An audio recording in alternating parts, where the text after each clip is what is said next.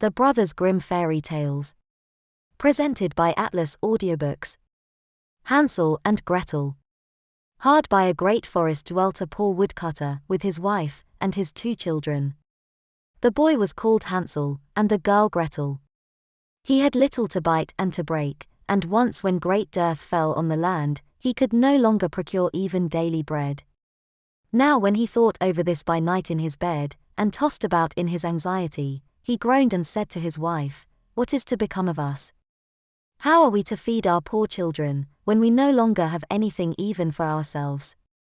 "I'll tell you what, husband," answered the woman, "early tomorrow morning we will take the children out into the forest to where it is the thickest, there we will light a fire for them, and give each of them 1 more piece of bread, and then we will go to our work, and leave them alone.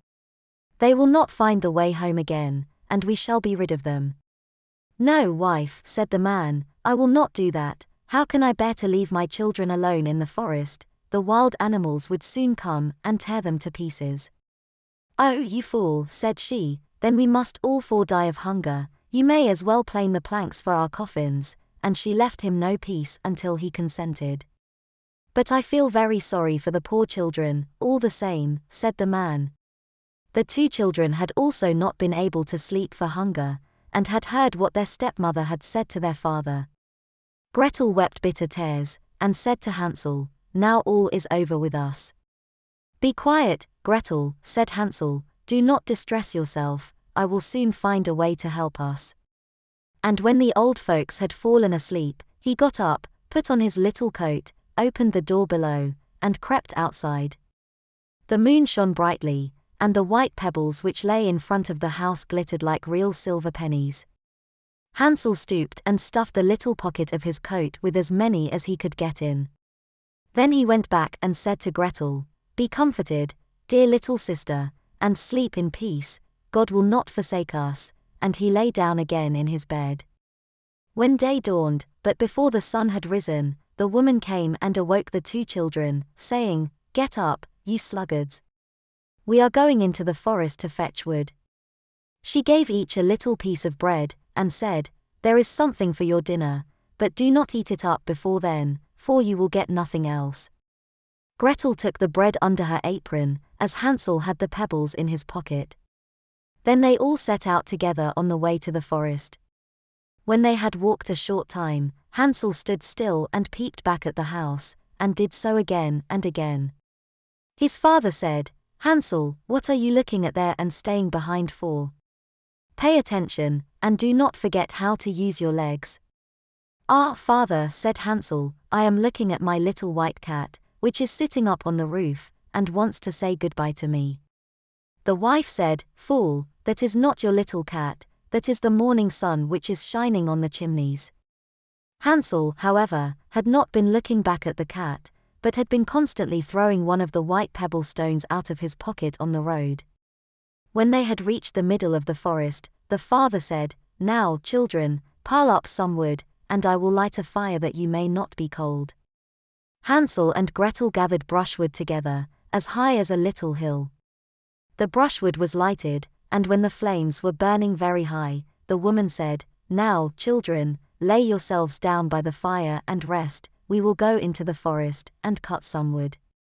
When we have done, we will come back and fetch you away."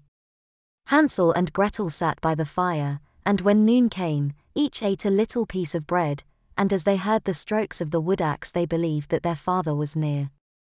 It was not the axe, however, but a branch which he had fastened to a withered tree which the wind was blowing backwards and forwards. And as they had been sitting such a long time, their eyes closed with fatigue, and they fell fast asleep. When at last they awoke, it was already dark night. Gretel began to cry and said, "How are we to get out of the forest now?" But Hansel comforted her and said, "Just wait a little, until the moon has risen, and then we will soon find the way." And when the full moon had risen, Hansel took his little sister by the hand, and followed the pebbles which shone like newly coined silver pieces, and showed them the way. They walked the whole night long, and by break of day came once more to their father's house. They knocked at the door, and when the woman opened it and saw that it was Hansel and Gretel, she said, "You naughty children, why have you slept so long in the forest? We thought you were never coming back at all."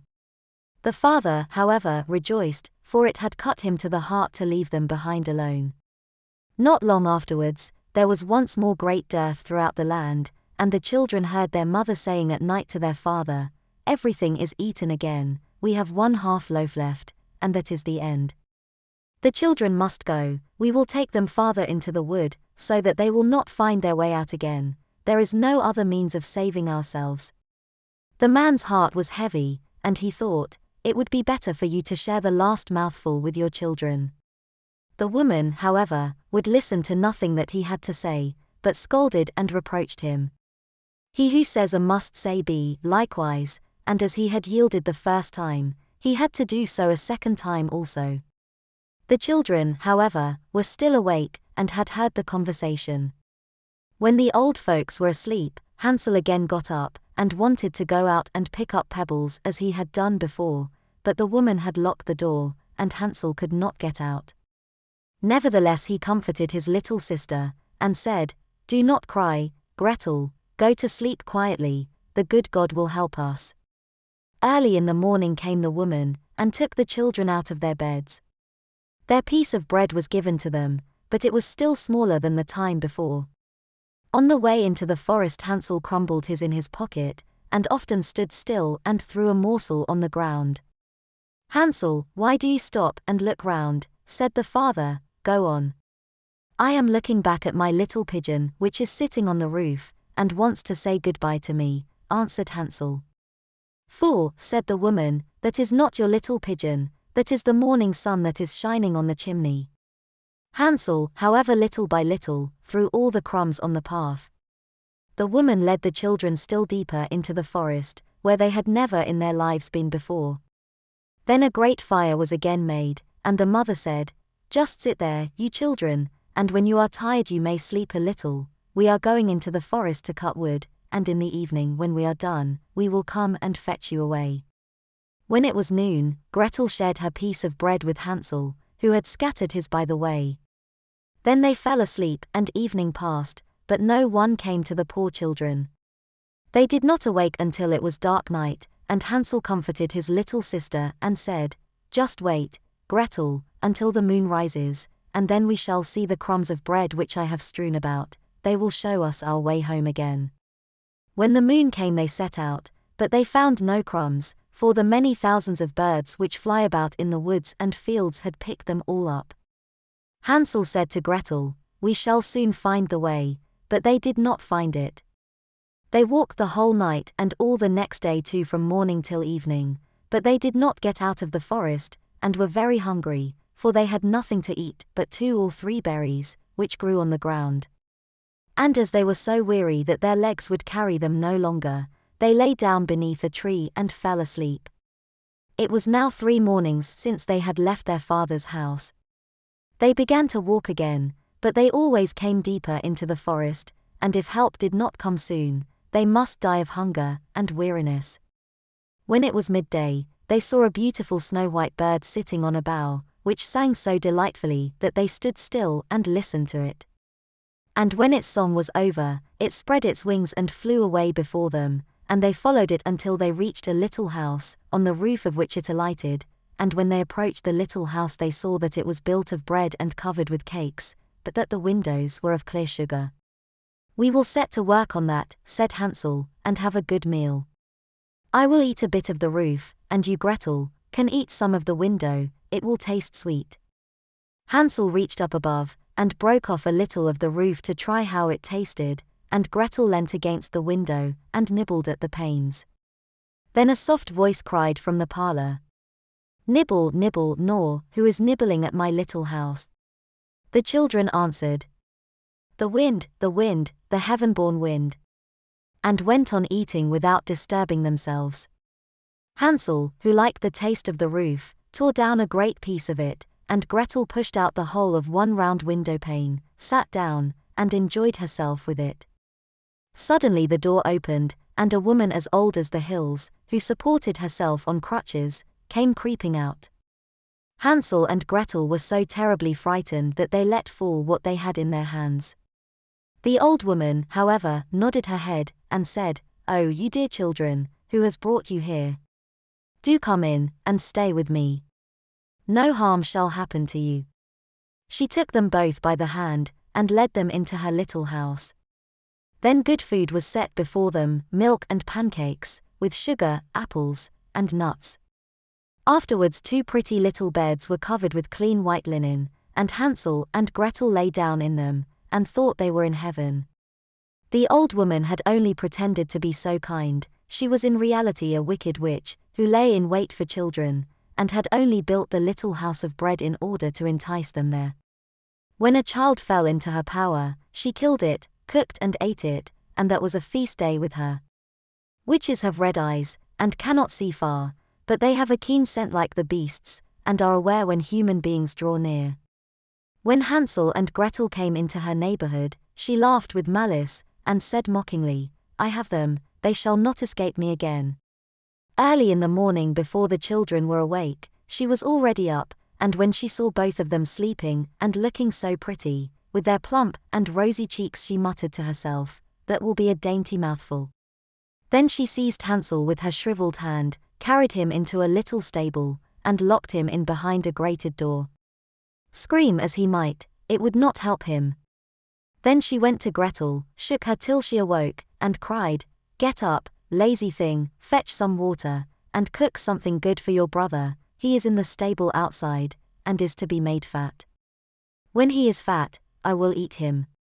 Gretel began to weep bitterly, but it was all in vain, for she was forced to do what the wicked witch commanded. And now the best food was cooked for poor Hansel, but Gretel got nothing but crab shells. Every morning the woman crept to the little stable, and cried, "Hansel, stretch out your finger that I may feel if you will soon be fat." Hansel, however, stretched out a little bone to her, and the old woman, who had dim eyes, could not see it, and thought it was Hansel's finger, and was astonished that there was no way of fattening him. When 4 weeks had gone by, and Hansel still remained thin, she was seized with impatience, and would not wait any longer. "Now, then, Gretel," she cried to the girl, "stir yourself, and bring some water. Let Hansel be fat or lean, tomorrow I will kill him, and cook him." Ah, how the poor little sister did lament when she had to fetch the water, and how her tears did flow down her cheeks. "Dear God, do help us," she cried. "If the wild beasts in the forest had but devoured us, we should at any rate have died together." "Just keep your noise to yourself," said the old woman, "it won't help you at all." Early in the morning, Gretel had to go out and hang up the cauldron with the water, and light the fire. "We will bake first," said the old woman, "I have already heated the oven, and kneaded the dough." She pushed poor Gretel out to the oven, from which flames of fire were already darting. "Creep in," said the witch, "and see if it is properly heated, so that we can put the bread in." And once Gretel was inside, she intended to shut the oven and let her bake in it, and then she would eat her, too. But Gretel saw what she had in mind, and said, "I do not know how I am to do it. How do I get in?" "Silly goose," said the old woman. "The door is big enough, just look, I can get in myself," and she crept up and thrust her head into the oven. Then Gretel gave her a push that drove her far into it, and shut the iron door, and fastened the bolt. "Oh!" Then she began to howl quite horribly, but Gretel ran away, and the godless witch was miserably burnt to death. Gretel, however, ran like lightning to Hansel, opened his little stable, and cried, "Hansel, we are saved. The old witch is dead." Then Hansel sprang like a bird from its cage when the door is opened. How they did rejoice and embrace each other, and dance about and kiss each other. And as they had no longer any need to fear her, they went into the witch's house, and in every corner there stood chests full of pearls and jewels. "These are far better than pebbles," said Hansel, and thrust into his pockets whatever could be got in, and Gretel said, "I, too, will take something home with me," and filled her pinafore full. "But now we must be off," said Hansel, "that we may get out of the witch's forest." When they had walked for 2 hours, they came to a great stretch of water. "We cannot cross," said Hansel, "I see no footplank, and no bridge." "And there is also no ferry," answered Gretel, But a white duck is swimming there. If I ask her, she will help us over." Then she cried, little duck, dost thou see, Hansel and Gretel are waiting for thee. There's never a plank, or bridge in sight, take us across on thy back so white." The duck came to them, and Hansel seated himself on its back, and told his sister to sit by him. "No," replied Gretel, "that will be too heavy for the little duck, she shall take us across, one after the other."